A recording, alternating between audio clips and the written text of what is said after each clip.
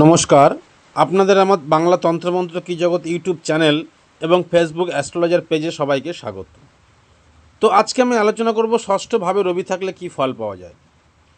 এই আলোচনা করার আগে আপনাদের কাছে আমার অনুরোধ, আপনাদের যদি আমার চ্যানেলটি ভালো লেগে থাকে, ভিডিওটি ভালো লেগে থাকে, তাহলে আপনারা অবশ্যই চ্যানেলটিকে সাবস্ক্রাইব করবেন এবং পরবর্তী নতুন ভিডিও দেখার জন্য অবশ্যই বেল আইকনটি ক্লিক করবেন। আর ফেসবুক অ্যাস্ট্রোলজার পেজে লাইক, কমেন্ট এবং শেয়ার করবেন। আপনাদের যদি পছন্দ না হয় তাহলে আপনারা দেখবেন না, শুনবেন না বা সাবস্ক্রাইব করবেন না। কিন্তু যদি ভালো লেগে থাকে তাহলে আপনারা অবশ্যই সাবস্ক্রাইব করবেন এবং আপনারা বুঝতে জানতে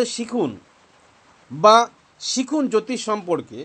এই ষষ্ঠভাবে যদি রবি থাকে তাহলে কি ফল পাওয়া যায় এবং এই ষষ্ঠ ভাব থেকে কি বিচার করা হয়, ষষ্ঠ ভাব সাপেক্ষে যে সমস্ত জিনিস বিচার করা হয় সেই জিনিসগুলো কি কি, এই সম্পর্কে বিস্তারিত আলোচনা করব। তো আলোচনা করার আগে আপনাদের বলছি যে ষষ্ঠ ভাবটা হচ্ছে রিপুর ভাব, রোগের ভাব। রোগ, রিপু, আপনার পরিশ্রম, কম্পিটিশনের জায়গাতে সাকসেস হবেন কি না, এবং আপনি কী নিয়ে পড়বেন, আপনি বিজ্ঞান নিয়ে পড়তে পারবেন কি না, আপনি আইটিআইতে পড়তে পারবেন কি না, এই সমস্ত কিছু কিন্তু ষষ্ঠ ভাব থেকে বিচার করা হয়।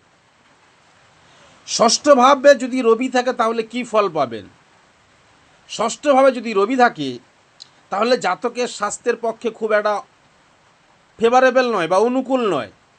স্বাস্থ্যের জন্য জাতককে প্রায় চিন্তিত থাকতে হবে, কিন্তু তিনি যত্ন সাবধানতা অবলম্বন করে প্রায় ভালো রাখতে পারবেন। জাতক সাধারণত পরিশ্রমী হয়, কিন্তু তার যোগ্যতা স্ফুরণের উপযোগী সুযোগ পাওয়া কঠিন। তার প্রতিষ্ঠা ও সাফল্যের পথে অনেক বাধাবিঘ্ন আসবে। জাতক যদি কাজের খাতিরেই কাজ করেন তাহলে শান্তি পেতে পারেন, নতুবা তাকে অনেক অশান্তি এবং ঝঞ্ঝাট ভোগ করতে হবে। জাতক নিজের চেয়ে অপরের কাজ করতে ভালো পারেন এবং অপরের অধীনে কাজ করে তার কিছু লাভ হওয়ার সম্ভাবনা আছে। পিতৃপক্ষ থেকে শত্রুতা এবং উচ্চপদস্থ ব্যক্তির সঙ্গে বিরোধ থাকতে পারে।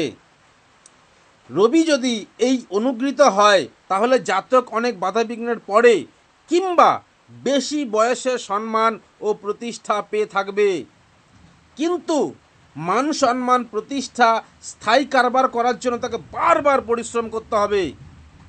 ষষ্ঠস্থ রবি অনুগৃহীত হলে জাতকের ব্যবসা ও জীবনী শক্তি প্রায় ভালো হয়, কিন্তু এই রবি যদি পীড়িত হয় তাহলে জাতকের স্বাস্থ্য খুব খারাপ হয়, তার কোনো স্থায়ী রোগ হওয়ার সম্ভাবনা থাকে, তার বংশগত কোনো রোগ থাকা সম্ভব, তার জীবনী শক্তি খুব বেশি হয় না, শিরোপীড়া অর্থাৎ মাথার রোগ কিংবা চোখের রোগ থাকার সম্ভাবনা।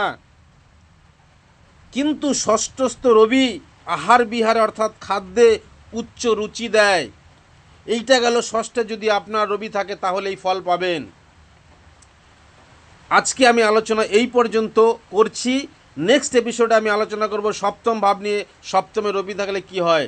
তো মিত্র, আপনাদের যদি আমার চ্যানেলটি ভালো লেগে থাকে তাহলে আপনারা অবশ্যই চ্যানেলটিকে সাবস্ক্রাইব করবেন আর নতুন নতুন ভিডিও দেখার জন্য অবশ্যই বেল আইকনটি ক্লিক করবেন এবং ফেসবুক অ্যাস্ট্রোলজার পেজে লাইক, কমেন্ট এবং অবশ্যই শেয়ার করবেন। আজ এই পর্যন্ত, নমস্কার।